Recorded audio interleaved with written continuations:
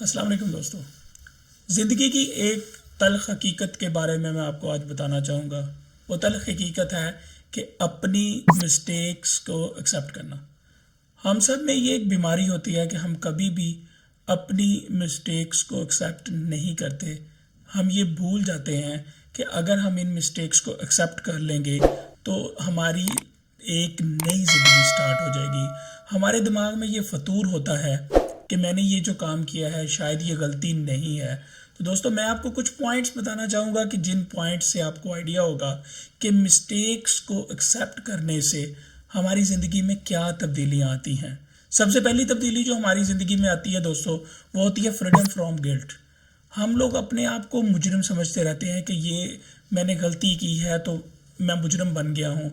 और अगर आप अपनी उस मिस्टेक को एक्सेप्ट कर लें, उस मिस्टेक को मान जाएं और समझ लें कि हाँ ठीक है, ओके ये मेरी गलती थी, तो आप इस मुजरमपन से, आप इस जुर्म से बाहर निकल आते हैं। नंबर 2, री इंस्टेट ट्रस्ट। दोस्तों मिस्टेक्स को एक्सेप्ट करने से आपका एतमाद, आपका यकीन, आपका ट्रस्ट बहाल होता है। लोग आपको अच्छा समझते हैं क्योंकि वो ये जानते हैं कि अगर इस शख्स से गलती हुई थी तो इसने अपनी गलती को एक्सेप्ट किया है। तीसरे नंबर पर होता है it saves relationships from sinking. दोस्तों गलती मान लेने से आपका कीमती रिश्ता बच जाता है, वो रिश्ता डूबता नहीं है। अगर आप गलती को एक्सेप्ट कर लेते हैं तो अगला शख्स भी आपकी इज्जत करता है। वो समझ जाता है कि आपने गलती इसलिए एक्सेप्ट की है कि आप किसी रिलेशन को बचाना चाहते हैं। Number 4, it shows you are कर्जियस।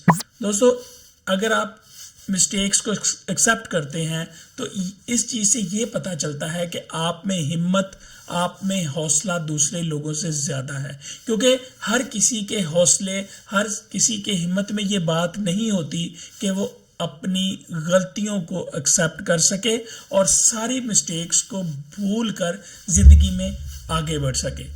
और दोस्तों आखिरी पॉइंट है कि it helps you to forget your past.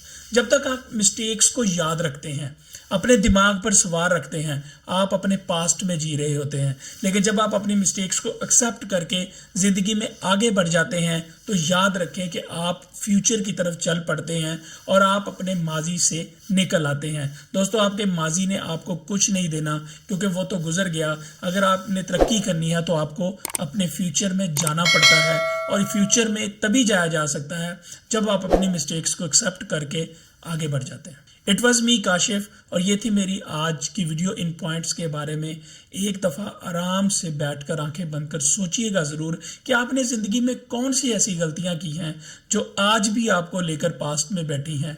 आपको उन्हें छोड़कर कैसे फ्यूचर में जाना है।